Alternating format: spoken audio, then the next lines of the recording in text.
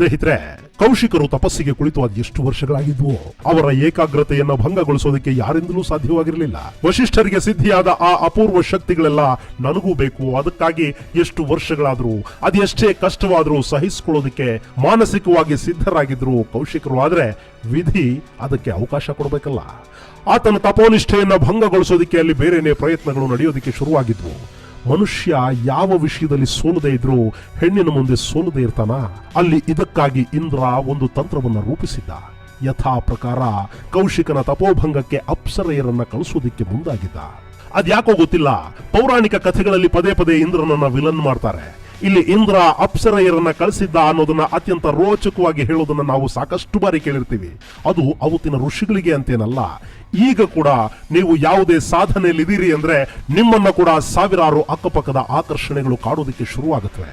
ಅದು ಹೆಣ್ಣಿರಬಹುದು, ಹಣ ಇರಬಹುದು, ಹೆಸರಿರಬಹುದು. ಸಾಕಷ್ಟು ಬಾರಿ ಅಂತ ಆಕರ್ಷಣೆಗಳು ನಮ್ಮ ದಾರಿ ತಪ್ಪಿಸುತ್ತವೆ, ಏಕಾಗ್ರತೆಯನ್ನ ಭಂಗ ಮಾಡುತ್ತವೆ.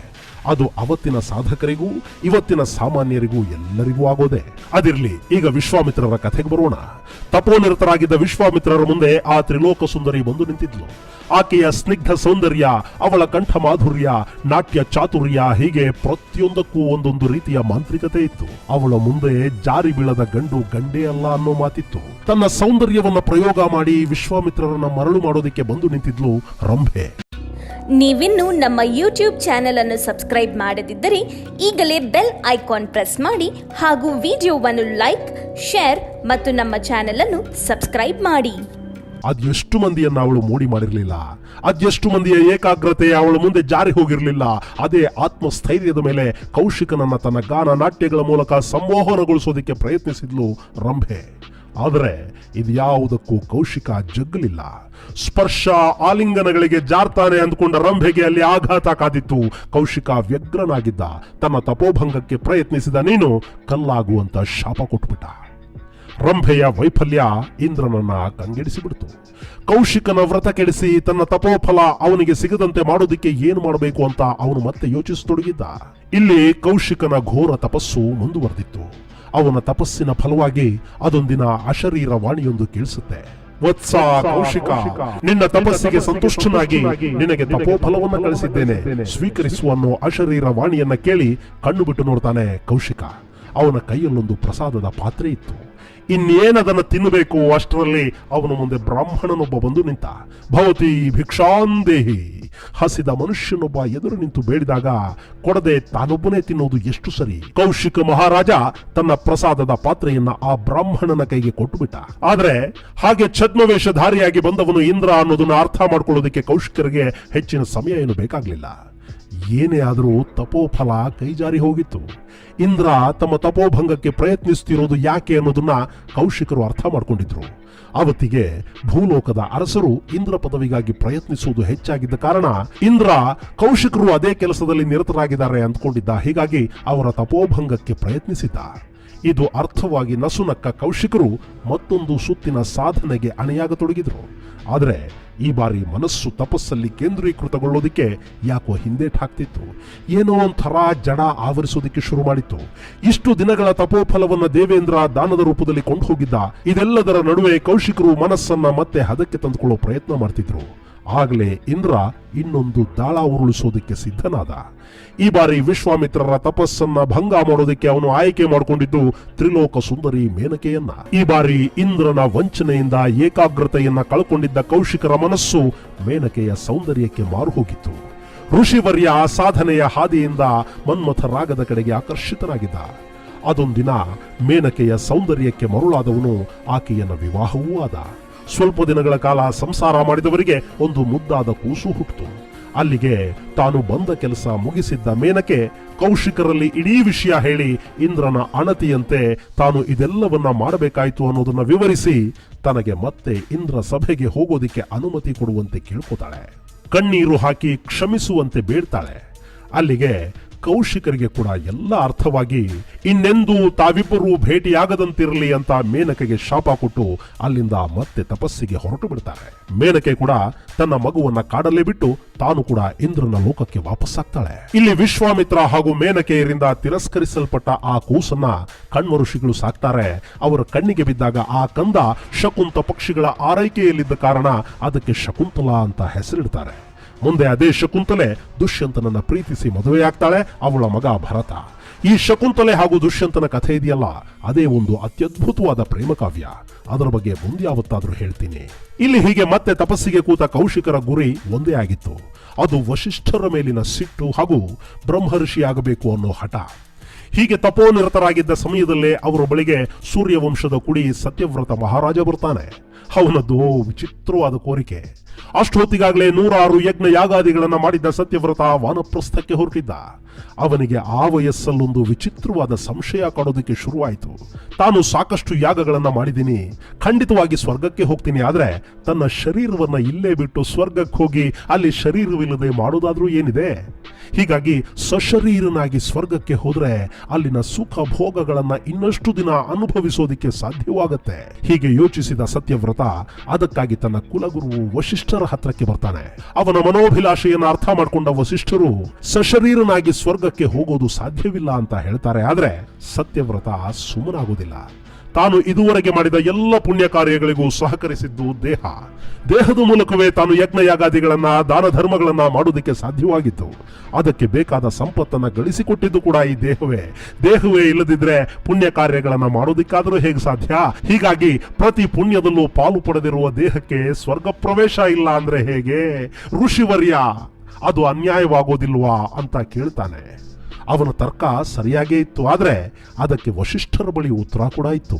ದೇಹ ಅನ್ನೋದು ಪಂಚಭೂತಗಳಿಂದ ಸೃಷ್ಟಿಯಾಗಿತ್ತು. ಯಾವಾಗ ಆತ್ಮ ಶರೀರದಿಂದ ಮುಕ್ತಿ ಪಡೆಯುತ್ತೋ ಆಗ ಪಂಚಭೂತಗಳು ಇಲ್ಲಿಂದ ತಮ್ಮ ಅಂಶವನ್ನ ಹಿಂದಕ್ಕೆ ಪಡ್ಕೊಂಡು ಬಿಡುತ್ತವೆ. ಆಗ ದೇಹ ಅನ್ನೋದು ಕಾಷ್ಟವಿದ್ದಂತೆ, ಅದಕ್ಕೆ ಸ್ವರ್ಗ ಪ್ರವೇಶದ ಅರ್ಹತೆ ಇರೋದಿಲ್ಲ ಅಂತ ಪರಿಪರಿಯಾಗಿ ಹೇಳ್ತಾರೆ ವಶಿಷ್ಠರು. ಆದ್ರೆ ತಾನು ನಂಬಿರೋದೇ ಸರಿ ಅಂತ ಅಂದ್ಕೊಂಡವನಿಗೆ ಯಾವ ಮಾತುಗಳು ತಾನೇ ಒಪ್ಪಿಗೆಯಾದವು ಹೇಳಿ? ನೀವು ನನ್ನ ಕುಲಗುರುಗಳು, ಬ್ರಹ್ಮರ್ಷಿ ಅನ್ನಿಸ್ಕೊಂಡವರು. ನೀವು ಮನಸ್ಸು ಮಾಡಿದ್ರೆ ಸಾಧ್ಯವಾಗದೇ ಇರೋದು ಏನೂ ಇರೋದಿಲ್ಲ. ಹೇಗಾದ್ರೂ ಮಾಡಿ ನನ್ನನ್ನ ಸಶರೀರನಾಗಿ ಸ್ವರ್ಗಕ್ಕೆ ಕಳುಹಿಸಿ ಅಂತ ರಾಜ ಗಂಟು ಬೀಳ್ತಾನೆ. ಅದಕ್ಕೆ ಸಾಧ್ಯವೇ ಇಲ್ಲ ಅಂತ ವಶಿಷ್ಠರು ಹೇಳಿಬಿಡ್ತಾರೆ. ಅಲ್ಲಿಗೆ ಇದೆಲ್ಲ ಮುಗಿದು ಹೋಗಬೇಕಿತ್ತು, ಆದ್ರೆ ಹಾಗಾಗೋದಿಲ್ಲ. ಅವನು ವಸಿಷ್ಠರ ಪುತ್ರ ಶಕ್ತಿಯನ್ನ ಕಾಣ್ತಾನೆ. ವಸಿಷ್ಠರ ಮಗನನ್ನ ನಾನಾ ಪ್ರಲೋಭನೆಗಳಿಗೆ ಗುರಿಪಡಿಸಿ ತನ್ನ ಕೆಲಸ ಮಾಡಿಸ್ಕೊಳ್ಳೋದಕ್ಕೆ ಪ್ರಯತ್ನಿಸ್ತಾನೆ. ಆದ್ರೆ ತಂದೆ ಮಗನ ಮಧ್ಯೆ ದ್ವೇಷ ಬಿತ್ತೋದಕ್ಕೆ ಪ್ರಯತ್ನಿಸಿದ ನೀನು ಚಾಂಡಾಲನಾಗುವಂತ ಶಪಿಸ್ತಾರೆ ಶಕ್ತಿಮುನಿ. ತನ್ನ ಆಸೆ ಅಲ್ಲಿ ಕೂಡ ಈಡೇರದಿದ್ದಾಗ ನಿರಾಸೆಯನ್ನ ಹೊತ್ತು ಅಲೀತಿದ್ದ ಸತ್ಯವ್ರತನಿಗೆ ಕಾಡಲ್ಲಿ ತಪೋನಿರತರಾಗಿದ್ದ ವಿಶ್ವಾಮಿತ್ರರ ದರ್ಶನವಾಗುತ್ತೆ.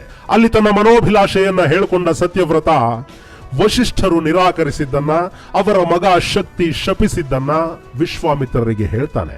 ವಸಿಷ್ಠರು ನಿರಾಕರಿಸಿದ್ರ, ಹಾಗಾದ್ರೆ ನಿನ್ನನ್ನು ನಾನು ಸ್ವರ್ಗಕ್ಕೆ ಕಳುಹಿಸ್ತೀನಿ ಅಂದುಬಿಡ್ತಾರೆ ವಿಶ್ವಾಮಿತ್ರರು.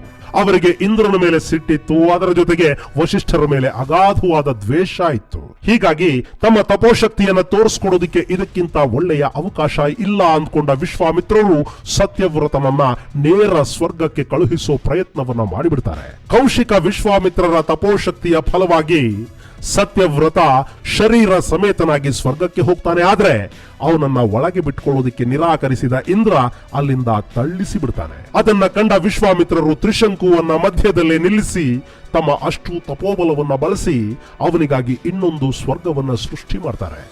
ಭೂಮಿ ಹಾಗೂ ಸ್ವರ್ಗದ ನಡುವಿನ ಭಾಗದಲ್ಲಿ ಸೃಷ್ಟಿಯಾದ ಆ ಮತ್ತೊಂದು ಸ್ವರ್ಗವನ್ನ ತ್ರಿಶಂಕು ಸ್ವರ್ಗ ಅಂತ ಕರೆಯಲಾಯಿತು. ಸತ್ಯವ್ರತನಿಗೂ ತ್ರಿಶಂಕು ಅನ್ನೋ ಹೆಸರು ಬಂತು. ಹೀಗೆ ತ್ರಿಶಂಕು ಪ್ರಕರಣದ ನಂತರ ವಿಶ್ವಾಮಿತ್ರರ ಕೀರ್ತಿ ಅಜರಾಮರವಾಯಿತು. ಆದರೆ ಅವರ ಬ್ರಹ್ಮ ಋಷಿಯಾಗೋ ಕನಸ್ಸು ಮಾತ್ರ ಹಾಗೆ ಉಳಿದು ಬಿಡ್ತು. ಈ ಮಧ್ಯೆ ಸಮಸ್ತ ಋಷಿಗಳ ಸಭೆಯನ್ನ ಏರ್ಪಾಟು ಮಾಡಿದ್ದ ಇಂದ್ರ ಅಲ್ಲಿ ಮುಲ್ಲೋಕಗಳಲ್ಲಿ ಅಸತ್ಯವನ್ನೇ ನುಡಿಯದ ಸತ್ಯಸಂಧರು ಯಾರಾದ್ರೂ ಇದಾರಾ ಅಂತ ಕೇಳಿದ್ನಂತೆ.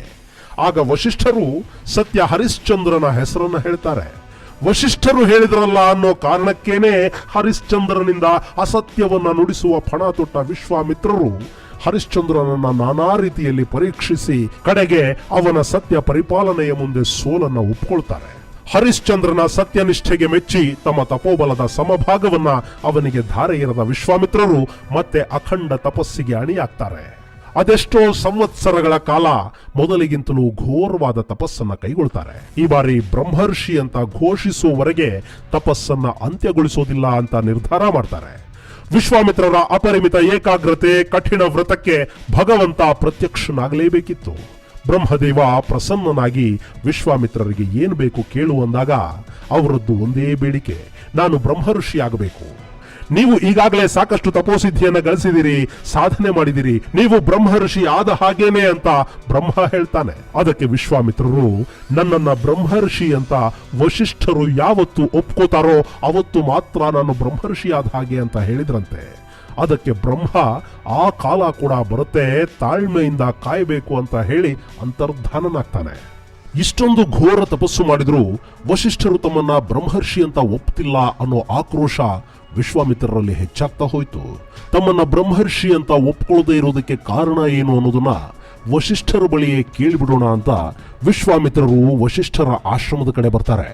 ಅದೇ ಸಮಯಕ್ಕೆ ವಶಿಷ್ಠರು ತಮ್ಮ ಧರ್ಮಪತ್ನಿ ಅರುಂಧತಿ ಬಳಿ ವಿಶ್ವಾಮಿತ್ರರ ವಿಚಾರವನ್ನ ಚರ್ಚಿಸ್ತಿದ್ರಂತೆ. ಆಗ ಅರುಂಧತಿ ತಾವು ವಿಶ್ವಾಮಿತ್ರರನ್ನ ಯಾಕೆ ಬ್ರಹ್ಮರ್ಷಿ ಅಂತ ಒಪ್ಪುತ್ತಿಲ್ಲ ಅನ್ನೋದಕ್ಕೆ ಕಾರಣ ಕೇಳ್ತಾಳೆ. ಅದಕ್ಕೆ ಉತ್ತರಿಸುವ ವಶಿಷ್ಠರು, ನಾನು ಸತ್ತರೆ ಮಾತ್ರ ವಿಶ್ವಾಮಿತ್ರರು ಬ್ರಹ್ಮರ್ಷಿ ಆಗೋದಕ್ಕೆ ಸಾಧ್ಯ. ಈ ಮಾತನ್ನ ವಶಿಷ್ಠರ ಬಾಯಿಂದ ಕೇಳಿಸ್ಕೊಂಡ ಮೇಲೆ ವಿಶ್ವಾಮಿತ್ರರು ಸುಮ್ಮನೆ ಕೂತ್ಕೊಳ್ಳಿಲ್ಲ. ಹಾಗಾದ್ರೆ ಇವರನ್ನ ಕೊಂದಾದ್ರೂ ಚಿಂತೆ ಇಲ್ಲ, ನಾನು ಬ್ರಹ್ಮರ್ಷಿ ಆಗ್ಲೇಬೇಕು ಅಂದ್ಕೋತಾರೆ ವಿಶ್ವಾಮಿತ್ರರು. ಅವರು ಹಾಗೆ ಯೋಚಿಸ್ತಿರುವಾಗ್ಲೇ ವಶಿಷ್ಠರು ತಮ್ಮ ಮಾತನ್ನ ಮುಂದುವರಿಸ್ತಾರೆ. ವಿಶ್ವಾಮಿತ್ರರಲ್ಲಿದ್ದ ನಾನು ಅನ್ನುವ ಅಹಂಕಾರ ಸತ್ತು ಕೂಡಲೇ ಅವರದನ್ನ ಕೊಂದ ತಕ್ಷಣವೇ ನಾನು ಅವರನ್ನ ಬ್ರಹ್ಮರ್ಷಿ ಅಂತ ಒಪ್ಕೊಳ್ತೀನಿ. ನಾನು ಬೇಗ ಒಪ್ಕೊಂಡು ಬಿಟ್ಟಿದ್ರೆ ಅವರಿಂದ ಇಷ್ಟೊಂದು ಅಗಾಧವಾದ ಸಾಧನೆ ಮಾಡೋದಕ್ಕೆ ಸಾಧ್ಯ ಆಗ್ತಿರ್ಲಿಲ್ಲ. ಅಹಂ ಒಂದನ್ನ ತೊರೆದ್ರೆ ವಿಶ್ವಾಮಿತ್ರರಿಗಿಂತ ಮಹಾನ್ ಸಾಧಕ ಜಗತ್ತಲ್ಲಿ ಮತ್ತೊಬ್ಬನಿಲ್ಲ ಅಂತ ಹೇಳ್ತಾರೆ ವಶಿಷ್ಠರು. ಈ ಮಾತನ್ನ ಕೇಳಿಸ್ಕೊಂಡ ವಿಶ್ವಾಮಿತ್ರರಿಗೆ ಆಘಾತವಾಗುತ್ತೆ. ತಾನು ಎಂಥ ನೀಚ ಕಾರ್ಯಕ್ಕೆ ಮುಂದಾಗಿದ್ದೆ ಅಂತ ಪಶ್ಚಾತ್ತಾಪ ಪಡ್ತಾರೆ, ನಾಚಿಕೆ ಪಡ್ತಾರೆ. ತಮ್ಮ ತಪ್ಪಿನ ಅರಿವಾಗಿ ಪಾಪ ಪ್ರಜ್ಞೆಯಿಂದ ವಶಿಷ್ಠರ ಕಾಲಿಗೆ ಬಿದ್ದು ಕ್ಷಮೆ ಕೇಳ್ತಾರೆ. ತನ್ನಿಂದ ಬಹುದೊಡ್ಡ ಪ್ರಮಾದವಾಗಲಿತ್ತು ಅನ್ನೋದನ್ನು ವಿವರಿಸ್ತಾರೆ. ಅವರ ಬದಲಾದ ವರ್ತನೆಯನ್ನ ಕಂಡ ವಶಿಷ್ಠರು ಪಶ್ಚಾತ್ತಾಪಕ್ಕಿಂತ ದೊಡ್ಡ ಶಿಕ್ಷೆ ಮತ್ತೊಂದಿಲ್ಲ ಅಂತ ಹೇಳಿ ನೀವು ಬ್ರಹ್ಮರ್ಷಿಯಾಗಿದ್ದೀರಿ ವಿಶ್ವಾಮಿತ್ರರೇ ಅಂತ ಘೋಷಿಸ್ತಾರೆ. ಸ್ವತಃ ವಶಿಷ್ಠರೇ ತಮ್ಮನ್ನ ಬ್ರಹ್ಮರ್ಷಿ ಅಂತ ಕರೆದ ಮೇಲೆ ವಿಶ್ವಾಮಿತ್ರರಿಗೆ ಇನ್ನೇನು ತಾನೇ ಬೇಕಿತ್ತು. ಅವರು ಅಲ್ಲಿಂದ ಮತ್ತೆ ತಮ್ಮ ಸಾಧನೆಯ ಪರ್ವವನ್ನ ಮುಂದುವರಿಸೋದಕ್ಕೆ ಹೊರಟು ಬಿಡ್ತಾರೆ. ಹೀಗೆ ಅಹಂಕಾರವನ್ನ ಗೆದ್ದ ಕೌಶಿಕರು ಇಡೀ ಜಗತ್ತಿಗೆ ಮಿತ್ರರಾಗಿ ವಿಶ್ವಾಮಿತ್ರ ಅನ್ನಿಸ್ಕೊಳ್ತಾರೆ. ಅವರ ನಾಲಿಗೆಯ ಮೇಲೆ ಗಾಯತ್ರಿ ಛಂದಸ್ಸು ನಾಟ್ಯವಾಡುತ್ತೆ. ಓಂ ಭೂರ್ಭುವಸ್ಸುವಃ ತತ್ ಸವಿತುರ್ವರೇಣ್ಯಂ ಭರ್ಗೋ ದೇವಸ್ಯ ಧೀಮಹಿ ಧಿಯೋ ಯೋ ನಃ ಪ್ರಚೋದಯಾತ್ ಅನ್ನೋ ದಿವ್ಯ ಮಂತ್ರವನ್ನ ಜಗತ್ತಿಗೆ ಕೊಟ್ಟವರು ವಿಶ್ವಾಮಿತ್ರರು. ಇಲ್ಲಿ ತಪಸ್ಸು ಎಷ್ಟೇ ಕಠಿಣವಾದರೂ, ಎಂಥ ಅಡ್ಡಿಗಳನ್ನ ಎದುರಿಸಿದ್ರೂ ಕಡೆಗೆ ನಾನು ಅನ್ನೋ ಅಹಂಕಾರವನ್ನು ಬಿಡುವವರೆಗೆ, ಶರಣಾಗತನಾಗುವವರೆಗೆ ಸಾಧನೆ ಅನ್ನೋದು ಸಾಧ್ಯವಿಲ್ಲ. ಎಷ್ಟೇ ದೊಡ್ಡ ಶಕ್ತಿಶಾಲಿಯಾದರೂ ಅಹಂಕಾರ ಅವನ ವರ್ಚಸ್ಸಿಗೆ ಅಡ್ಡಿಯಾಗುತ್ತೆ ಅನ್ನೋದನ್ನ ವಿಶ್ವಾಮಿತ್ರರ ಕಥಾನಕ ನಮಗೆ ಹೇಳುತ್ತೆ. ಸ್ನೇಹಿತರೆ, ಮುಂದಿನ ಸಂಚಿಕೆಯಲ್ಲಿ ಮತ್ತೊಂದು ವಿಶೇಷದ ಜೊತೆಗೆ ನಿಮ್ಮನ್ನ ಭೇಟಿ ಮಾಡ್ತೀನಿ. ಅಲ್ಲಿವರೆಗೆ ಓಂ ಶ್ರೀ ಕೃಷ್ಣಾರ್ಪಣಮಸ್ತು. ನಮಸ್ಕಾರ.